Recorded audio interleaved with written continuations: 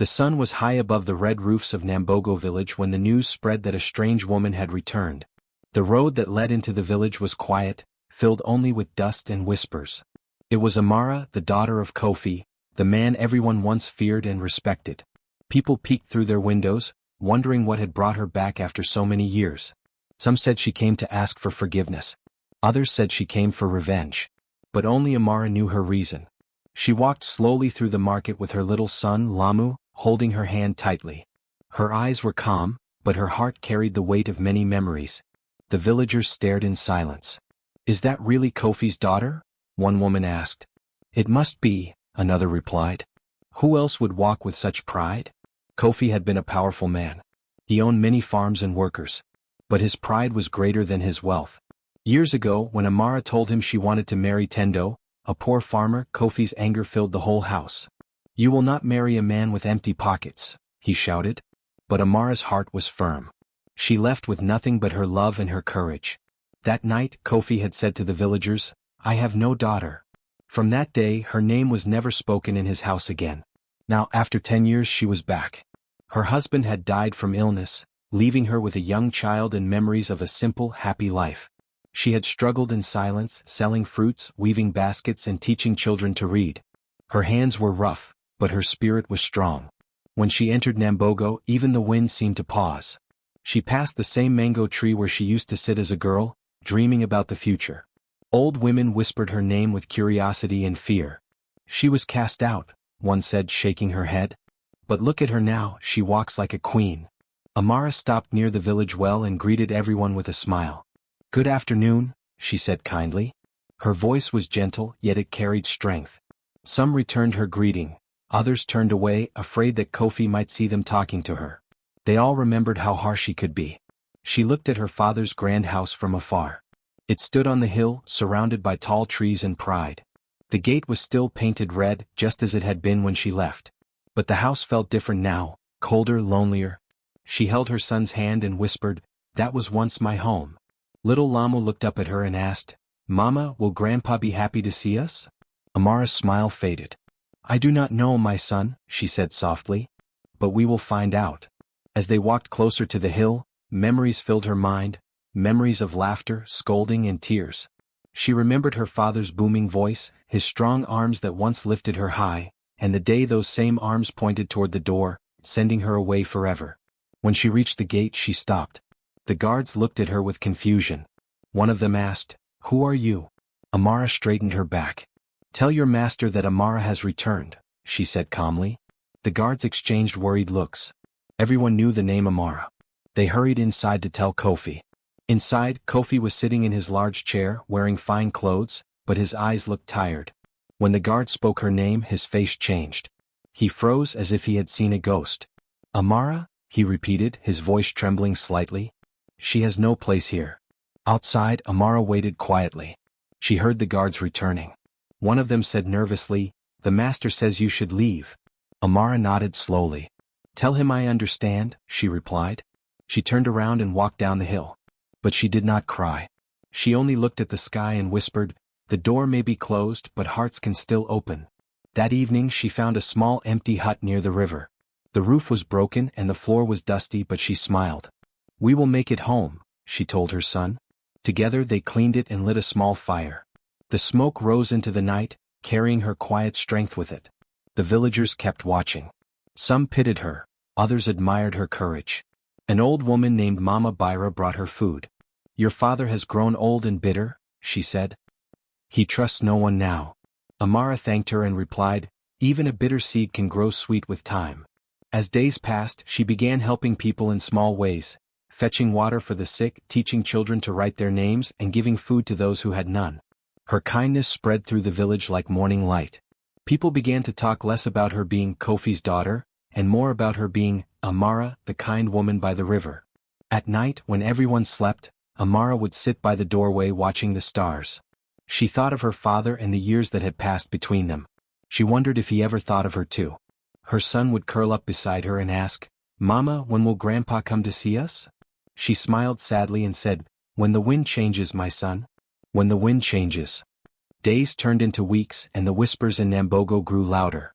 "Kofi's daughter has returned," they said, but she brings no anger. She brings peace. Even those who once feared her father now visited her hut to ask for advice or share a meal. She never spoke ill of Kofi. She only said, everyone has their time to learn. One morning as the sun rose golden over the river, Amara walked to the hill again. She stood far from the gate and looked at the house. The same birds still nested in the trees. The same wind still blew across the yard. She smiled softly and whispered, I came for what is right, not for what was lost. The villagers watched her from afar, amazed at her calmness. Some still believed she had come for revenge, but they did not understand that her revenge was quiet. It was in her strength, her peace, and her refusal to hate. And though Kofi did not yet know it, his daughter's return would soon change everything in Nambogo, because sometimes the heart that is hurt most deeply is also the one that heals the fastest. When Amara stood at the tall gate of her father's grand house, she felt her heart beat fast. The air was heavy and still. She could see the wide yard, the shiny roof, and the old mango tree where she used to play as a child. For a moment she hoped Kofi would come out with open arms, smiling like the father she once knew. But instead, a servant came to the gate and frowned. The master says he has no daughter, the servant said coldly. Then without another word he shut the gate. The loud sound echoed in Amara's chest like a drum. Her little son Lamu looked up at her with wide, worried eyes. Mama, he whispered, did Grandpa forget you? Amara smiled weakly and touched his hair. No, my son, she said softly. He remembers. But sometimes remembering hurts. She turned away from the gate and began walking down the dusty road. The sun was hot and her feet ached, but she did not stop. As she walked through the village, people watched from their doorways. They had seen what happened. Some shook their heads sadly, others whispered behind her back. Kofi has no heart, one man said. How can he turn away his own blood? But Amara heard none of it. Her thoughts were far away, lost between the pain of the past and the strength she needed to survive. At the edge of the village, near the river, there stood an old hut that no one used. The roof was broken and the walls leaned to one side, but to Amara, it was shelter. This will do, she said. Lama helped her clean the dirt floor and patch the roof with palm leaves. That night, as the crickets sang and the moonlight fell through the holes in the roof, Amara sat quietly by the fire. Lamu asked in a small voice, Mama, will we stay here forever? For now, yes, Amara answered. But don't be afraid. A small home filled with peace is better than a big house filled with pride. The next morning, she went to the market with a basket of fruit she had gathered near the river. She sold them with a gentle smile. Some people ignored her, afraid of what Kofi might say if they spoke to her. But others, touched by her kindness, greeted her warmly. One old woman, Mama Byra, handed her a handful of beans. For you and your boy, she said. No one should eat alone. Amara thanked her deeply. That night, she cooked the beans and shared them with a hungry child who came to her hut asking for food. Word spread quickly, Kofi's daughter was helping the poor. Soon, children began to visit her, curious and bright-eyed. She taught them how to read simple words and count with stones from the river. The women of the village started to notice her too. They saw how she worked hard in her small garden and still found time to help others. One day when the village women were planting cassava, Amara joined them. You don't have to help, one of them said kindly. This is heavy work. Amara smiled. The soil doesn't care who we are. It only grows when we all work together. By sunset, the women were laughing with her as if she had always been one of them. Even the men who once mocked her began to greet her with respect. Kofi's pride is high, they said, but his daughter's heart is higher. As the days passed, Amara became part of the life of Nambogo again. When someone was sick, she brought herbs and food. When someone's child was hungry, she shared what little she had. The people who once whispered about her now spoke her name with warmth. Meanwhile, in the big house on the hill, Kofi sat alone. The servants told him how his daughter was helping the poor and how the villagers spoke kindly of her. This made his heart uneasy. They should not praise her, he said angrily. She disobeyed me. But deep down, a quiet voice whispered something else, something he tried to ignore. One evening, rain began to fall heavily. The river overflowed and water rushed toward the huts near its banks. Amara quickly gathered her few belongings and carried Lamu to higher ground. When the rain stopped, she saw that her small home was half destroyed. She looked at it silently, then smiled faintly. We can build again, she told her son. The next day, some of the villagers came to help her. Men repaired the roof, women brought food and dry clothes. One of them said, You have helped so many. Now it is our turn. Amara's eyes filled with tears. She never expected kindness in return, but it came like sunlight after a storm. At night, when the sky was clear again, she sat outside watching the stars. The big house on the hill was dark and silent. She thought of her father, old, proud, and alone in all that space. "He doesn't see yet," she whispered to the wind. "But one day he will." Lamu rested his head on her lap. "Mama," he murmured sleepily, "do you still love Grandpa?" Amara smiled softly and looked at the stars. "Yes, my son," she said. "Love does not end even when it hurts. But love can also wait." Weeks turned into months. The village grew to love her. She was invited to every meeting, every feast. Children brought her flowers, and the elders came to her for advice. Her name began to carry weight, not because of her father's riches but because of her goodness. One afternoon she saw a group of travelers passing by. One of them stopped and asked her for water. She gave it to him with a smile, and when he left he said, "The kindness of this woman shines brighter than gold."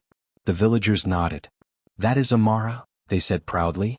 "Kofi's daughter, but not Kofi's heart." That night, as the moon climbed high, Amara stood by the river. She looked toward her father's house, its roof shining faintly in the distance. "You will see, Baba," she whispered. "Revenge does not always come with fire.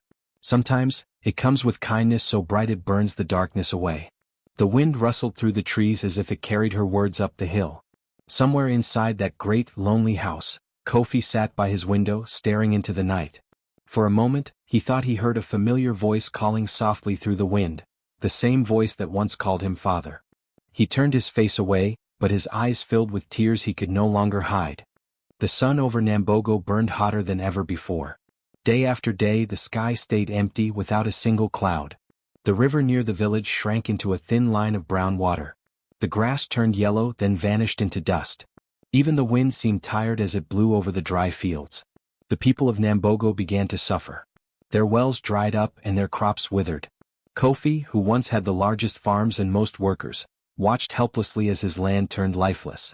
His rich fields, where maize and yams once grew tall, now cracked open like broken clay. At first he ordered his servants to bring water from faraway wells. But soon even that water was gone. His workers began to leave one after another. "Forgive us, master," they said, "but our children are hungry." They bowed low and went to search for food elsewhere. Kofi shouted after them, "You ungrateful fools." But his voice sounded weak even to himself. He sat on his wide porch, staring at the horizon. For the first time in his life his house felt too big and too silent. The gold and carvings on his walls meant nothing now. Wealth could not feed an empty stomach. Each morning he tried to tend the few crops left, but his old body grew weaker. His hands shook and his throat burned from thirst. He refused to ask for help, his pride was still heavy in his chest. But the villagers no longer feared him. They passed his house quietly, their eyes filled with pity. Only Amara watched from afar, worry growing in her heart. She had heard about the drought, and her own garden was also struggling. Yet somehow her small hut never ran out of hope. She and her son shared whatever they had, even if it was little. She prayed each night, asking the heavens to soften her father's heart. One morning the sound of a loud cry broke the stillness of the village. A young boy came running through the dusty road shouting, "Old Kofi has fallen. He fainted by his gate." Amara's heart jumped. She dropped the bowl she was washing and ran toward the sound. Lamu followed her, his small feet kicking up dust behind her. When they reached the big gate they found Kofi lying on the ground, his face pale and dry like the earth around him. His clothes were torn and his lips cracked. No one else had dared to touch him. Some villagers stood at a distance, whispering. "He is paying for what he did," one said softly. He was too proud. Amara didn't listen. She knelt beside her father and lifted his head carefully. His body felt light, almost lifeless. She called to her son, "Lamu, bring water, quickly." She poured the little water she had over his lips. At first he didn't move. Then, slowly he opened his eyes. His gaze was weak, blurred by exhaustion. When he saw Amara's face above him, he blinked in disbelief. "Amara?" His voice cracked like dry wood. "Is it really you?" "Yes, Baba," she said softly, brushing the dust from his forehead. "It's me." Kofi looked confused. Why are you here? After all I did to you, after I cast you out like a stranger?" Amara smiled sadly. "Because you are still my father," she said. "And no one deserves to die alone." He tried to speak again but his voice trembled. You should hate me. Amara shook her head. Hate destroys, Baba. Love heals. If I hated you, I would become like the darkness that once ruled your heart. But I choose light instead. Tears filled Kofi's old eyes. He turned his face away ashamed. I don't deserve your kindness, he whispered. Maybe not, she said softly, but kindness is not something we earn. It is something we give. She helped him stand, wrapping her arm around him. Slowly, step by step, she guided him back into his great house. The servants were gone, the rooms were dusty, and the air smelled empty. She found an old mat and helped him lie down. Then she cooked what little food she had brought, a small pot of porridge. She fed him spoon by spoon like a child. 4 days she stayed with him. She cleaned the house, swept the floors, and cared for her father as he grew stronger. Lama ran about the yard, fetching water and wood. The old house, which had been silent for so long, began to feel alive again. At night, Kofi often lay awake, staring at the ceiling. His mind was full of memories, of the day he shouted at Amara, the day she walked away in tears, and the many years of pride that had turned him into a lonely man. One evening he called her to his side. Amara, he said, his voice shaking, when I look at you, I see your mother. She was kind like you. I pushed her away too, just as I did you. And when she died, I thought power and gold would fill the emptiness she left. But it never did. Amara sat quietly, her eyes shining in the dim light. He reached out a trembling hand. Can you forgive me? She took his hand gently. I already did, Baba. The moment I chose to come back. Kofi closed his eyes and wept softly. The sound was like rain falling on dry soil. Lamu, who had been listening from the doorway, came and hugged his grandfather's arm. We are family, he said in a small, clear voice. Days passed and little by little Kofi's strength returned. The villagers heard what had happened, how Amara had saved her father. They came to see him, bringing water and food. The same people who once feared him now spoke kindly to him. You are lucky, Kofi, they said. Your daughter has a good heart. He could only nod, too humbled to speak. For the first time in many years he felt peace. Not because of his house or his land, those things were still broken, but because the wall between him and his daughter was gone. One evening as the sky turned gold, Kofi and Amara sat outside together. The wind carried a faint coolness as if the rains were near. He looked at her and said quietly, You were right, Amara. Hate is a fire that burns its own house first. I see that now. Amara smiled and looked toward the hills. Then maybe the rains will come soon, she said. Kofi followed her gaze and for the first time in years he hoped again. Somewhere far away, a cloud gathered slowly in the sky, small, soft but full of promise. The sun rose gently over Nambogo, spreading soft light across the dusty fields. After many hard weeks, the rain had finally returned. Water ran through the small streams, soaking the dry earth and filling the air with the smell of new life. In the middle of this change, Kofi sat quietly under the old baobab tree outside his home, thinking about everything that had happened. He felt weak, but his heart was lighter than it had been in years. His daughter, Amara, had forgiven him, something he never believed possible. She had saved him from hunger, from loneliness, and from the darkness he had created inside himself. Every morning he watched her work with the villagers, helping rebuild the land that he once ruled with fear. One afternoon as the golden light touched the village roofs, Kofi sent word to the elders. He wanted them all to gather at his compound. The message spread quickly. Old Kofi wants to speak, people whispered. Some came out of curiosity, others with respect. It had been years since he had last called a meeting, and back then, it had always been for his own pride. When the elders arrived, Kofi stood slowly, leaning on his walking stick. His once proud face now looked humble and tired but peaceful. Amara stood beside him, her son Lamu by her side. The villagers gathered around, waiting for him to speak. Kofi began in a low, shaky voice. My people, he said, for many years I lived with a heart full of pride. I thought power made me great. I spoke harshly, treated others poorly, and turned my back on love. I even sent away my own daughter, the only person who ever wished me good. A soft murmur spread through the crowd. The elders looked at one another, surprised to hear such honesty from him. He continued, but when the drought came, everything I built turned to dust. My gold could not feed me. My land could not save me. I lay in the dirt, and the only person who came to help me was the one I had cast away. My daughter, Amara. He turned to her, his eyes glistening with tears. She brought me back to life, not just in body but in spirit. She showed me that true power is kindness. And true wealth is love. Amara lowered her head humbly, her hands folded in front of her. One of the elders, old Baba Jomo, nodded deeply. His gray beard moved as he said, "You have spoken wisely, Kofi. Pride blinds the heart, but truth opens it again. And your daughter, she has returned good for evil. That is true strength." The others murmured in agreement. "Yes," one said, "her heart is pure." Another added, "She has healed what hate had broken." Kofi's voice trembled as he looked at the people he once ruled with fear. "I wronged many of you," he said. "I took from you. I spoke with arrogance. Today I stand before you not as a rich man, but as a man seeking forgiveness." The crowd was silent. Then one of the younger men who had once worked on Kofi's farm stepped forward. "I remember the day you chased me away," he said softly. "I was angry for many years. But seeing you now, I understand, pride makes all of us blind sometimes. I forgive you." Kofi's lips quivered as he whispered, "Thank you, my son." Then he turned to Amara and said, "My daughter, I do not deserve your kindness, but if your heart allows it, will you come home? Will you stay with me again and help me rebuild what I destroyed?" Amara looked into her father's eyes and smiled gently. "Baba," she said, "home is not made of walls and gold. It is made of forgiveness. I never left you in my heart." He nodded slowly, a tear slipping down his cheek. "Then let us begin again," he said softly. From that day on, Amara and her son moved back into the big house. Not as servants, not as strangers, but as family. Together, they cleaned the old rooms and planted new seeds around the compound. The villagers came to help. Men repaired the fences, women brought food, and children sang as they worked.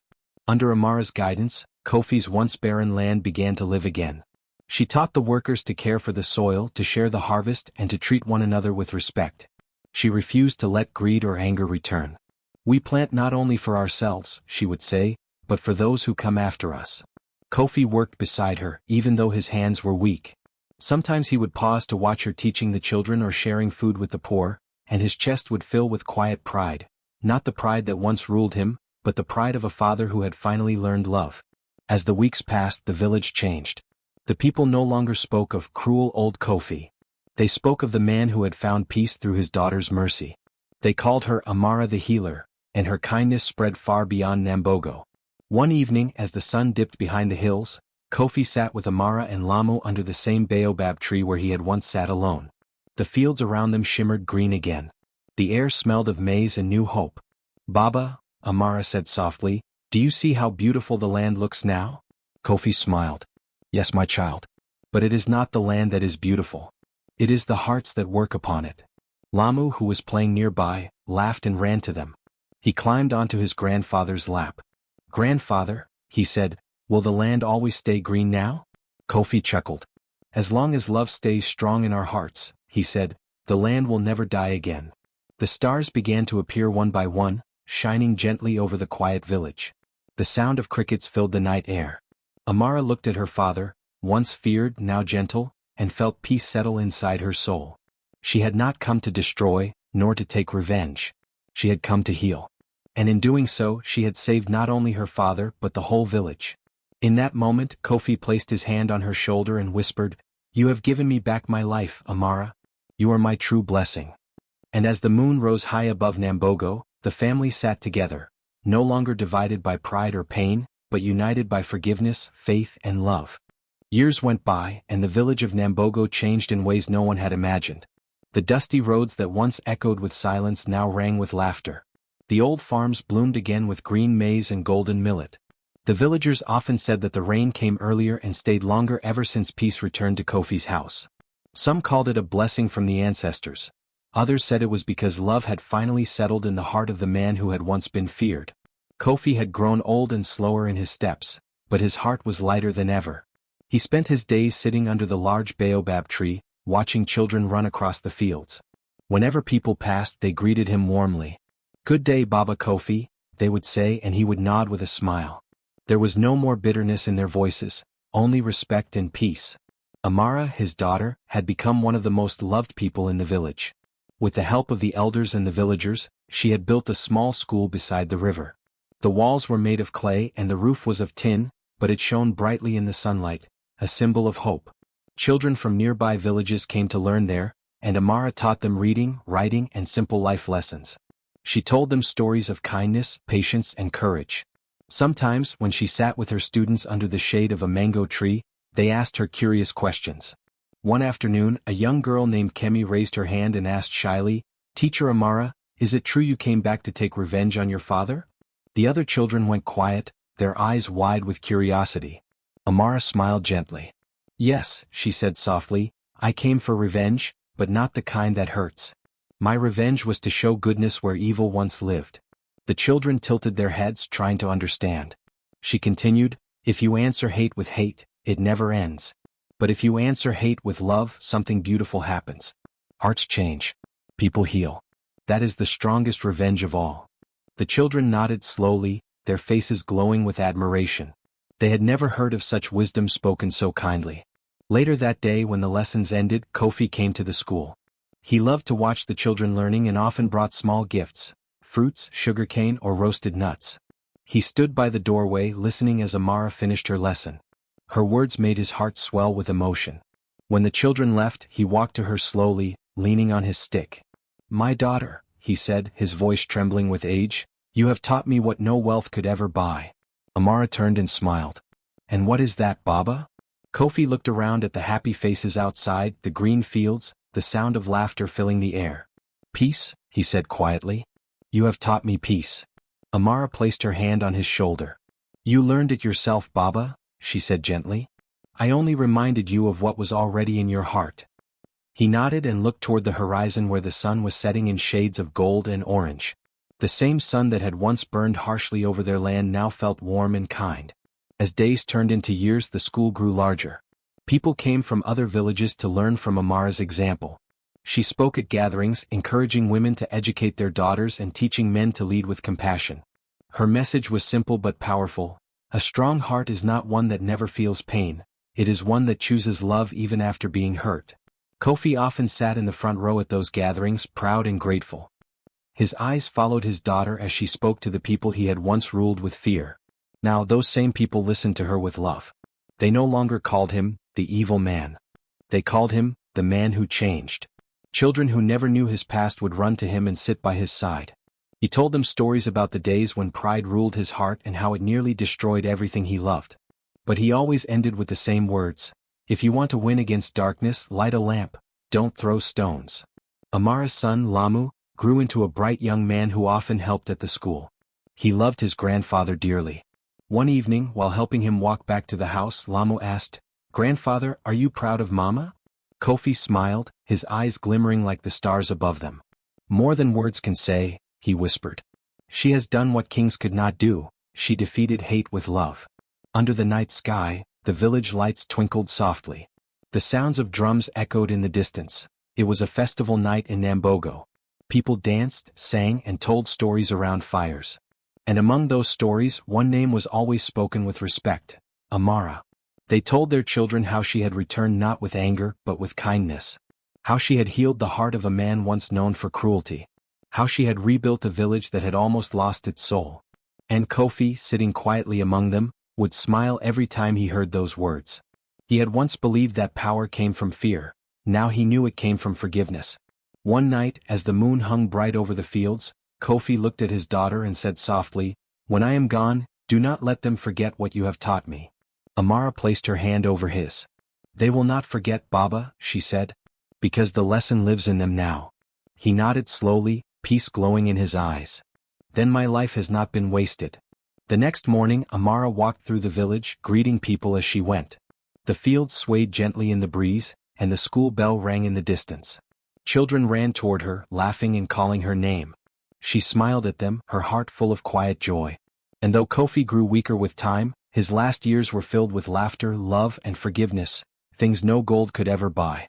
When people in Nambogo spoke of him, they said, "He was a man who lost his way but found his light again."